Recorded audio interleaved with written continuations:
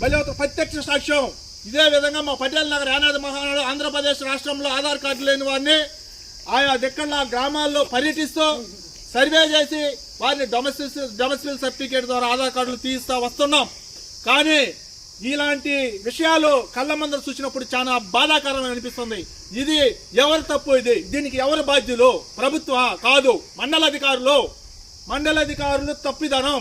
ప్రతి ఒక్క ఆంధ్రప్రదేశ్ రాష్ట్రంలో ఆయా మండలాల్లో జిల్లాలలో ఉన్న మండలాల్లో అధికారుల నిర్లక్ష్యం, అధికారుల తప్పిదనం వల్ల మా గిరిజన నిరుపేద యానాదులకి ఇప్పుడు స్వతంత్రం వచ్చి 79 సంవత్సరాలు వస్తున్నా కానీ, ఇంత టెక్నాలజీ వాడుతున్నా కానీ ప్రభుత్వం వాళ్ళకి చివాట్లు పెడుతున్నా కూడా అధికారులు నిర్లక్ష్యంతో, అంటే గిరిజన యానాదులు వాళ్ళు నోరు తెచ్చిన వాళ్ళు బయటికి చెప్పుకోలేరు, వాళ్ళకి తీస్తే అంతా తీగిపోతే అంత అనే ఒక నిర్లక్ష్యం ద్వారంతో ఈ పాప వెంగమ్మ సాక్ష్యం ఇదో మీ కళ్ళ కట్టినట్టు చూపిస్తున్నా నేను.